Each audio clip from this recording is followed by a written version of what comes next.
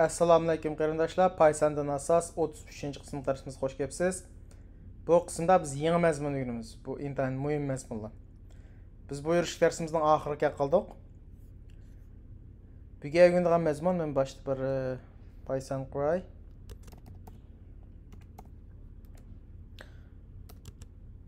Mayli Python bo'lsin yoki boshqa program til, har qanday bir program tili bo'lsin, bu program tillari qo'llaydigan nurg'un programmalar bor. Şunun program tili deydi. Nima degan gap desanglar? Ba'zi program tili funksiya programlarını qo'llaydi, ba'zilari shu obyekt yuzlangan programlarni qo'llaydi. Undan boshqa nurg'un programlar bor. Endi maqsad kelsak, bu Python yana bir kishilarning ko'p qo'llashiga erishib kelishiga sababi bu hamma program tilini qo'llaydi. Program tili debdimi? Programmalarni. Buning ichida biz buga o'rganmoqchi bo'lgan, yani bugundan boshlab Object Oriented Programming OOP deydi buni. Balkim boshqa program tillarini o'rgangan bo'lsam ma'lum bo'lishingiz mumkin.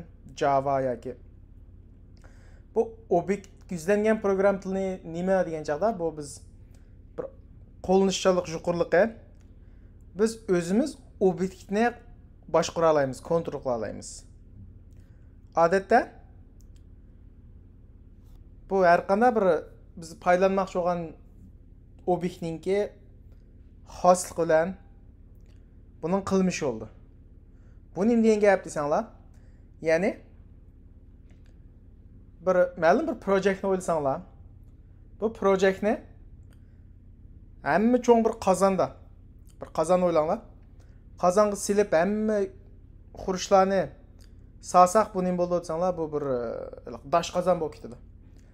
Ama odatli proyektlarda qanday sizlar xizmat topgan chaqda projekt ishlasanglar, hamma narsani ayrim qildi, boshqarish qulay bo'ldi. Ba'zi bir narsani siz saqlagan ba'zi sonliq ma'lumotlar yoki yozgan kodinglarni boshqalarning kirishini cheklaysizlar. Hammadan kirish olmaydi unga. Cheklab qo'ysizlar. Undan keyin ba'zi bir xosliklardan qayta yezivergan uni ma'lum bir shaklda qayta qo'llana olasizlar. Mush hamma hukmni qanday biz Object Oriented Programming, ya'ni obyekt yuzlangan programma bilan o'rganamiz. Hamda biz ko'p uchraydigan Pythondagi yoki boshqa program tillari Java bo'lsin, ko'p uchraydigan shakllari qaysi desanglar? Encapsulation bor. Buni kapsullashtirish desang bo'ldi. Bu kapsullashtirish degan nima deganda? Men faqat yuzakilab tushuntirib o'taman. Buni cho'nqur keng har birisini so'zlagan chaqda ayrim to'xtalamiz. Biz saqlamoqchi bo'lgan kod yoki har qanday bir sonliq ma'lumotni qanday shaxsiylashtirdi. Ya'ni boshqalarning kirishini cheklaydi. Sonliq ma'lumotni yo'shirish deb tushunsanlar bo'ldi. Endi zukandars bir kapsullik zukandars saqu. Şu kapsulning ichiga bir narsani, ichidagi bir narsani saqlash degan, shu buni encapsulation, ya'ni kapsullashtirish degan gap.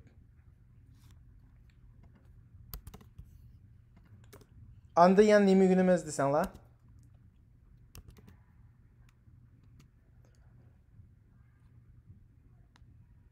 Inheritance. Bu inheritance qo'llanishchanligi bek kuchlik. Siz bir project ishlasanglar, bunun Uyg'urcha ma'nosi miros deb tushunsan bo'ldi. Miros qoladi. Dadasidan balasiga qoladi degan gap. Bu qanday degan chaqda? Ba'zi vaqtlarda, masalan, iPhone ni misol qilib bersam, iPhone 10 ning iqtidorlari iPhone 9 ninkini o'z ichiga oldi. Ular, ya'ni menda tushunish uchun ham da'vatim. Burunqi ishlatgan kodni qaytadan ishlatalaydi. Mush munosabatni qanday? Buni inheritance deymiz. Buni so'zlaganman texmo. Tafsili to'xtalmay, ya'ni miros degan gap. Uyg'urchadagi. Uchinchisi nima deganimiz deganda abstraction. Abstraction degan abstraktlashtirish deymiz Uyg'urchada. Bu qanday narsa degan chaqda? Biz bu ishlab kuchligiga kodlarning qanday yurgizganligini bildirmaymiz. Faqat nima yurgizganligini bilamiz. bildirimiz. Bunu so'zlagandim tepsi to'xtalma şu abstrakt, ular abstrakt bo'ldi. Ondan eng oxirida qanda polymorphism. Poly degan gap ko'p xil degan gap. Ko'p.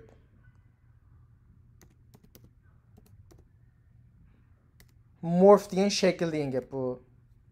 Latinchadan yoki grekchadan. İkisini birisini qabul qilgan, ya'ni ko'p xil shakli. Masalan, bu ko'p xil shakl degan nima deganda, bir odam ko'p xil rol o'ynay oladi. Siz ham ota bo'la olasiz, ham bola bo'la olasiz, ham xizmatchi bo'la olasiz. Ya'ni ko'p xil shakl chiqara oladi. Bu obyekt yuzlangan ashundan foydalanib qo'lni oladi demakchi.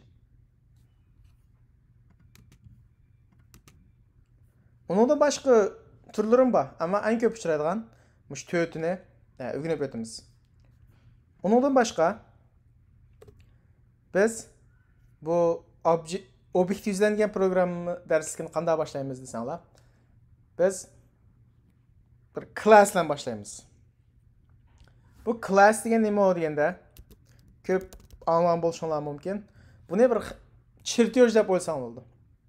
Yoki bir loyiha deb o'ylsang bo'ldi. Bu loyihaning qanday ismi bo'ladi?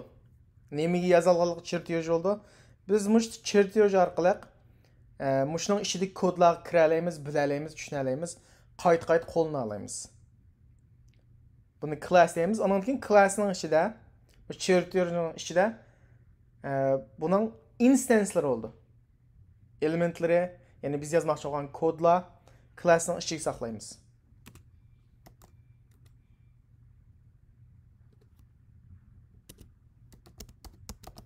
Ya'ni bu object oriented programming degan bugun boshlamoqchi bu bir bob deb tushunsangiz bo'ldi. Bu bir darsliklar ham tugamaydi. Mushular biz mushu object oriented programming, ya'ni obyekt yuzlangan programmalar o'rganmoqchi bo'lgan mazmunlar. Mush mazmunlar bilan bizning Python programmalar bu Uyg'urcha o'rganish darsimiz tugaydi. Shuning bilan sizlar rasmiy Pythondan bemalol qo'rqmay bir proyektga Python lozim bo'lib qolsa, ishilta olasizlar o'rgansanglar. Uningdan boshqa o'zlikni o'rganish degan gapmi bor. Yo'danlardan chiqa oladi Python. Bu bizning Uyg'urcha o'rganish darsimizni tugatgandan keyin har qanday bir proyektga Python lozim bo'lib qolsa, o'zidan chiqa olasizlar. Bugungi darsimiz mushakcha.